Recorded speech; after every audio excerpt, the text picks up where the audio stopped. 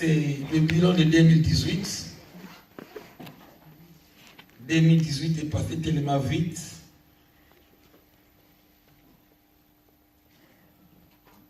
Et nous sommes à la porte de 2019.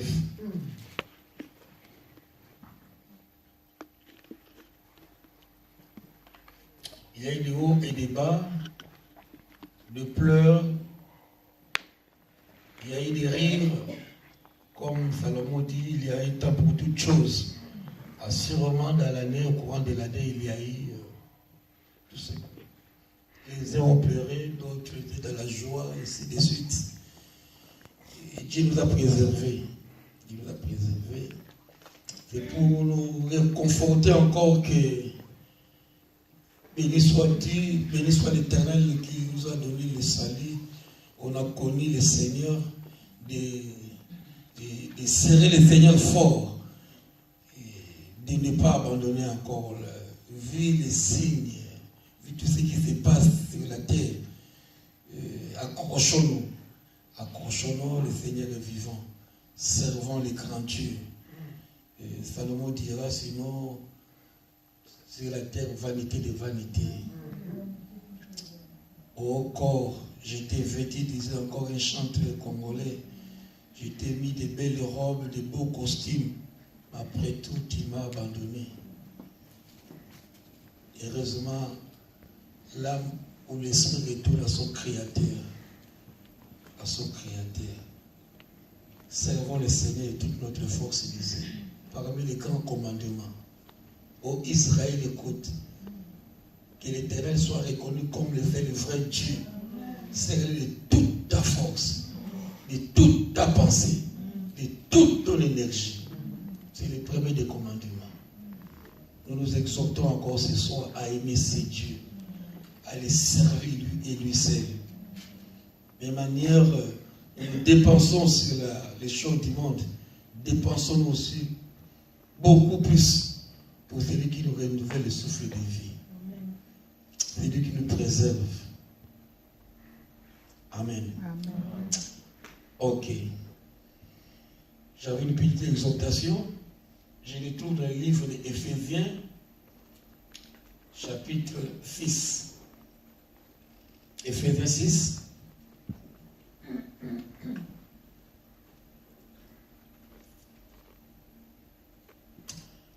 Je vais prier. Nous allons prier.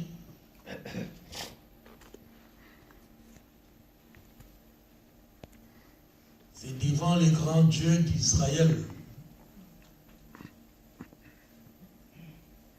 C'est devant l'Esprit de Christ. C'est devant toi que nous nous présentons, Seigneur. Nous attirons ta faveur ce soir. Il est 1 heure passée. Assurément, les ténèbres s'agitent. Mais je prie que ta lumière brille en ce lieu. Que ton regard, Seigneur, notre Dieu, soit plongé en cet instant en ce lieu. À beaucoup de lieux où ton nom est élevé comme Seigneur, Maître de l'univers, que tu sois présent. On est des hommes tirés de la terre. Nous avons des faiblesses. Nous ne sommes que de l'argile. Mais toi, tu es Dieu, tu es esprit. Accepte-nous, Père, tels que nous sommes. Nous avons des faiblesses. Nous ne sommes que pécheurs. Sans toi, nous ne pouvons pas survivre. Et par ta grâce, tu es venu à nous et nous as sauvés. Nous sommes reconnaissants. Si aujourd'hui nous sommes tes enfants, c'est par ton amour. Ne nous tiens par rigueur, Seigneur notre Dieu.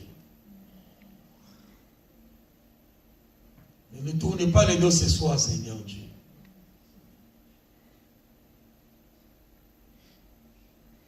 Tu es le Dieu de miséricorde, Seigneur. Nous implorons ta grande miséricorde ce soir, cette nuit.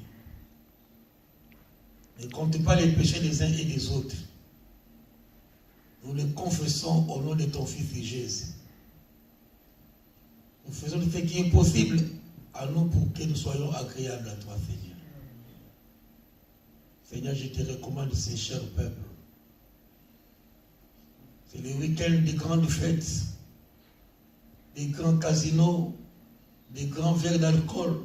Mais il a tourné les dos depuis. Il a reconnu qu'il y a un Dieu tout-puissant. Nous sommes venus nous prosterner devant de toi. Nous répandons nos cœurs devant toi, Seigneur. Accepte ces prières qui montent. Ne compte pas nos péchés. Et regarde l'amour de ton Fils Jésus, mort à la croix pour nous. Nous nous soumettons à toi, Seigneur. En recommandant cette parole entre tes saintes mains, Seigneur. Il est dit, tu as envoyé ta parole et ta parole guérit. Que cette parole trouve première. L'Esprit de Dieu vivant soit maître maintenant.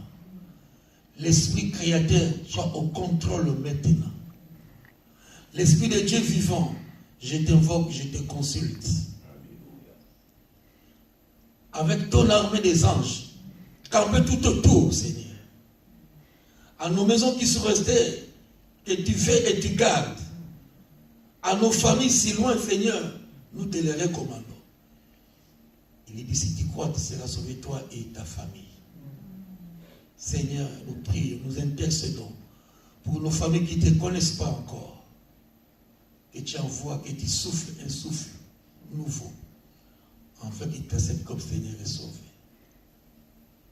Seigneur notre Dieu, dans la prière modèle, tu as dit, délivre-nous du mal. Nous prions ce soir et tu nous délivres du mal. L'ennemi s'élève aux quatre coins pour être aux aguets. Seigneur, rends-nous invisibles à ces pièges. Nous avons commencé le 31, le 1er janvier. Nous arrivons presque à la fin. Tu nous as gardés, tu nous as préservés, Seigneur. Nous te disons merci. Merci, Seigneur. Moi-même, je ne connais pas le nombre de mes cheveux, mais toi, tu les connais. Tu sais comment je suis fait, Seigneur. Et ta main puissante et visible, Père, garde de toute âme ici présente, de toute chute, de toute attaque, de tout complot de l'ennemi. Préserve et combat, Seigneur. Nous témoignerons de tes bienfaits. Nous te rendons toute la gloire possible, Père, ce matin. Au nom de Jésus, nous avons prié. Les saints disent Amen. Amen. Amen. Est-ce qu'on peut acclamer? Merci. Je disais, je suis dans le livre d'Éphésiens, chapitre 6, verset 10.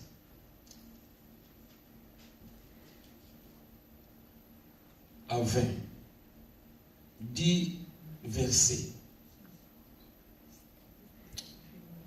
Je disais, Éphésiens 10, c'est Éphésiens chapitre 6, 10e verset, il est écrit, au reste,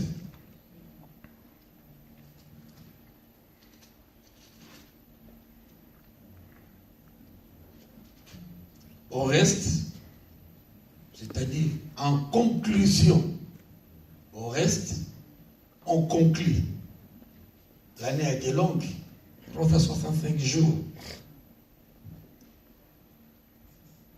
Pour faire quoi encore? Au reste, il nous dit, fortifiez-vous dans le Seigneur. Il n'y a pas mieux que Christ. Peu importe le chômage ce soir, peu importe l'état négatif que tu passes, en conclusion, Christ est Seigneur. Amen. Le plus important ce soir, cette nuit, en cette fin d'année, Jésus-Christ est Seigneur. Amen. Au reste, je reprends, fortifiez-vous dans le Seigneur et par sa force souveraine. Reconnaissez que Christ est Seigneur. C'est le plus important. Malheureusement, nous tombons aussi dans les panneaux de l'ennemi. Nos inquiétudes sont passées premiers. Nos projets, nos avoirs, nous voulons obtenir. C'est Paul qui écrivait aux chrétiens d'Éphèse. La personne qui écrivait cette lettre se trouvait en prison. Il était emprisonné. Il passait des moments difficiles. C'est bizarre. Quelqu'un en prison, enchaîné, il exhorte ceux qui sont dehors. Peu importe l'état où je trouve, je suis enchaîné. On m'a enchaîné je ne sais pas moi, le bras, les pieds, on me donne des coups, je pleure. Mais mon âme n'est pas enchaînée. Ce qui est sûr, mon esprit n'est pas enchaîné. Je déclare ce soir que ton esprit soit libre. Au nom de Jésus. En conclusion, frère, c'est la dernière veillée. Et ça nous recommande, pas autre chose, que de proclamer que Jésus-Christ est Seigneur. C'est même le but de notre passage sur la terre. C'est le but. Ne maudissons pas la mort. C'est un ami, la mort aussi. La mort, c'est un ami. Pour les uns, ennemi pour les autres.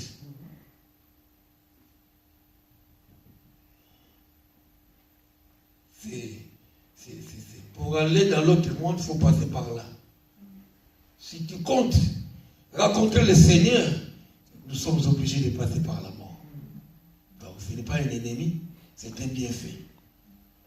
Alors, si tu n'as pas donné ta vie à Christ comme Seigneur et Sauveur, la mort devient ton ennemi. Mais pour nous qui sommes là ce soir, assurément, c'est un ennemi, c'est un ami. Fortifiez-vous dans le Seigneur et par sa force souveraine. 11. Revêtez-vous de toutes les armes de Dieu. On nous encourage de nous revêtir. Donc, heureusement nous sommes en hiver. En haut des blouses, en haut des vestes, nous avons mis encore autre chose. Revêtez-vous encore. Tu n'étais pas loin, mais rêvez encore les armes. Souvent, tu sors comme ça. Tu ne sais pas qui fait dehors. Ah, oui, je vais la mettre dehors. Donc, maman ou papa t'encourage à mettre encore. Tu étais habillé, tu as mis un pull, tu as mis un manteau léger, et puis maman dit, non, ajoute, revêtez encore. C'est ce que le Seigneur nous dit. Revêtez-vous de toutes les armes de Dieu. Nous en avons eu. Nous avons combattu. J'ai compté, je crois, je me suis arrêté. Combien de démons on a chassé cette année? On a chassé pas mal de démons. Revêtez-vous de toutes les armes de Dieu afin de pouvoir tenir ferme contre le manœuvre ou dans certaines versions contre les ruses du diable. J'entends quelqu'un bailler, sinon tu vas boire de l'eau, ou tu te lèves. Lève-toi. C'est pas le moment de dormir. Je disais, la parole de nous encourager, de nous revêtir de toutes les armes de Dieu. Pourquoi? Parce qu'il voulait pour tenir, afin de pouvoir tenir ferme contre le manœuvre, contre le risque du diable. Le diable est un rusé. Rusé, c'est quelqu'un qu'on ne comprend pas en fait. Il joue la ruse. C'est pas. Bon, vous connaissez, je n'ai pas le temps de l'expliquer très très bien. La ruse, c'est qui utilise l'intelligence d'une façon erronée. C'est de l'intelligence des mauvais côtés. La ruse. Bon, dans ma version, explique c'est le manœuvre du diable. Donc, pour tenir devant le ruse du diable, la Bible nous demande une armure spéciale. Ne vivez pas seulement comme ça. Rien bien. Non. La Bible dit, revêtez-vous. Ajoute encore. Force-toi. Attention, l'ennemi, Satan te déguise même à l'ange de lumière. Parfois, on a du mal à distinguer. C'est de Dieu ou ce n'est pas de Dieu. Il est appelé ange de lumière. Pour découvrir, ça demande les discernements qui sont parmi les armes. Revêtez-vous de toutes les armes. Toutes. Car nous n'avons pas à lutter contre la chair. Souvent, c'est les enfants de Dieu que nous sommes. Notre combat, nous l'avons dirigé vers mon mari, contre ma femme, contre mon frère. J'ai rêvé mon frère, j'ai rêvé ma soeur. Pasteur, je l'ai vu faire un succès. Non. La Bible dit, nous avons à lutter contre la chair et le sang, mais contre les principautés. C'est à vous de découvrir qui sont ces principautés que la Bible parle. Nous n'avons pas lutté contre la chair et le sang, donc contre un frère. Mon combat n'est pas contre un frère, contre une sœur, mais contre les principautés. Contre le pouvoir, les dominateurs des ténèbres ici-bas, les esprits du mal dans les lieux célestes. C'est hiérarchie de Satan. Satan est bien organisé aussi. Nous savons nous d'avoir l'œil spirituel un peu ouvert. Comment le diable joue. Les stratégies qu'il utilise pour anéantir l'église de Jésus. Pendant que nous nous chamaillons pour des choses parfois vaines. Juste parce qu'il a mis surtout les femmes. Parce que l'autre a mis un pan. Et 4 fois la semaine, après je chuchote. 4 dimanches, elle a mis le même pan. Quelle banalité. On passe du temps à des choses terrestres. Nous sommes les citoyens célestes. Donc, chrétiens, je l'ai toujours dit, c'était un peu une gire. En réalité, nous sommes des saints. Les chrétiens sont des saints ou citoyens célestes. Voilà les mots qui reviennent aux chrétiens. Nous sommes des saints sanctifiés où notre patrie c'est le ciel. Nous dépendons du ciel. Mais quand ton frère, quand ta sœur garde à des choses là inutiles, il n'est pas encore devenu citoyen céleste. Il ne passe pas beaucoup de temps à des choses terrestres. Notre pensée c'est vers le ciel. C'est pourquoi la Bible dit, prenez toutes les armes, on reprend encore. 15. On en a déjà lu. 11. On reprend encore. Prenez toutes les armes de Dieu afin de pouvoir résister dans les mauvais jours. La Bible dit, dans les mauvais jours. Donc, il y a des bons jours comme des mauvais jours. Il y a des bons jours. Les jours de gloire, les jours où toutes les toiles éclatent, qui passaient, et puis, j'ai entendu ça, oui, dans le matin à des vanilles, et quelqu'un racontait comme ça, il donnait conseil, quelqu'un, saisi par l'esprit, il tenait un peu l'auditoire, les matanga, on n'a pas prêché, mais ce qu'il disait, c'était la parole de Dieu. Il faut dire bonjour. Bonjour, ça paye. Bonjour, ça peut rapporter. Il citait les bienfaits du bonjour. Il dit un jour, cherchant du travail, il a croisé un compatriote en pleine route comme ça. Il a dit, bonjour monsieur. Bonjour. Ils se sont passés. Et puis, s'il vous plaît, il a appelé le monsieur. Chez vous, on n'embauche pas. Ah bon? Il a dit d'abord bonjour. Même Patrice a dit bonjour, peut ouvrir les portes. Bonjour. Ça ne coûte rien. Ça ne coûte rien, frère, bonjour. Détends-toi. Pas toujours la figure fermée. Un petit sourire.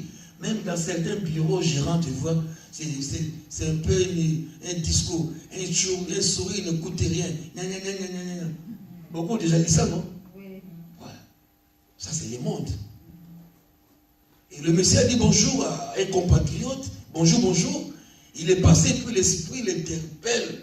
S'il vous plaît, oui, le monsieur regarde, je cherche du travail chez vous. Oh, moi, je n'embauche pas. Je suis compris comme toi. Bon, sinon, je ne sais pas. Donne-moi ton numéro, peut-être, je ne sais jamais dans l'avenir. Ils se sont changés de téléphone. Et celui qu'on a demandé l'embauche, sans tenir compte, il a perdu le numéro. Et ça a tombé qu'on embauche CC. Ah, mais ces frères-là, que j'ai raconté dans les métros, je ne les connais pas. Il m'a demandé si chez nous on n'embauchait pas. Mais j'ai perdu son numéro. Dieu fait sans faire des choses. 2 mois après, le monsieur qui a dit bonjour le premier, poussé par l'esprit, tellement il avait envie de travailler. Il dit, ah, et ces garçons-là que j'avais donné mon numéro par hasard, on ne sait jamais. Il dit, on ne sait jamais. Il appelle. Assurément, c'est quelqu'un bien éduqué qui dit bonjour à tout le monde. Bon, bah, oui, j'appelle seulement pour te dire bonjour. Oui, mais justement, j'ai perdu ton numéro. Je te cherchais. On cherche quelqu'un chez nous. Il a été embauché. Et la suite, c'est très bien. Accorde des bonjours. Bonjour. Je disais, la Bible dit, prenez toutes les armes de Dieu afin de pouvoir résister dans les mauvais jours. J'ai dit dans les mauvais jours. Il y a les jours de gloire, les jours heureux, où tu enfantes, où tu ramasses, je ne sais pas moi, une affaire te rapporte de l'argent, je ne sais pas moi, où un homme te demande au mariage. Les jours heureux, il y en a. Et les jours mauvais, il y en a aussi. C'est pourquoi Dieu, la Bible dit, revêtez-vous les armes, pour que les jours mauvais, quand il viendra, vous ne soyez pas enfoncés. Assurément, les diables me préparent des mauvais jours, des mauvaises surprises pour nous. Il nous donne des jours même pour qu'un mauvais jour vienne te surprendre. Là où tu ne t'attendais pas. Bam! Licenciement, divorce, maladie, et ainsi de suite. C'est des mauvais jours. Et Dieu dit, revêtez-vous des armes pour que ces jours-là n'arrivent pas. Tu étais bien avec ton couple, mais bon, parce qu'il n'a pas donné un verre d'eau, ça éclate. Vous connaissez la suite, les mauvais jours. Chacun a son mauvais jour. Et souvent nous sommes tombés parce qu'on n'avait pas les armes nécessaires. J'insiste sur les armes de Dieu. C'est pourquoi prenez toutes les armes de Dieu afin de pouvoir résister. Résister. Les mauvais jours viennent toujours. Mais le Seigneur nous recommande les armes pour résister aux tentations, à la tentation.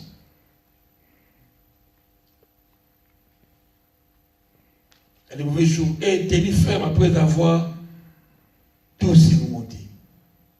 C'était dans la nuit, une nuit comme ça, dans le mois de décembre, et j'ai entendu ces versets. Gardez ça, frère, je ne sais pas.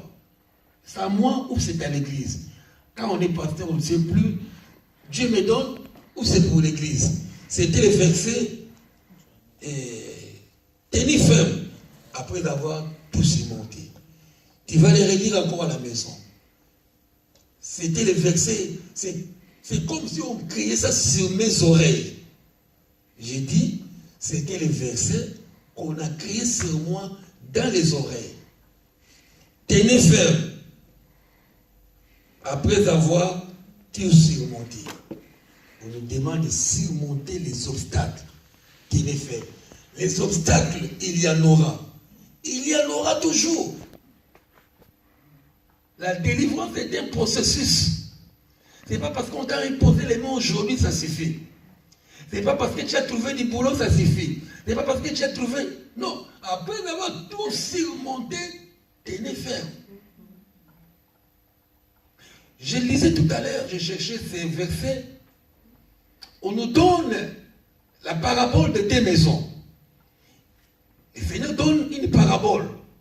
2 maisons. Une maison construite sur les rocs, et une autre construite sur les sables. les deux maisons ont subi les mêmes conditions. Une maison à gauche, c'est le roc, qui est Jésus-Christ de Nazareth, cette maison sur laquelle nous sommes bâtis. De l'autre côté, à droite, une maison construite sur les sables, paix de fondation. Mais les deux ont subi les mêmes épreuves. La pluie est venue, à l'une et à l'autre. La pluie, le vent, les torrents, et je ne sais pas moi, que sais-je encore. Le tremblement de terre, le tsunami est venu. La maison de gauche, il en a subi aussi.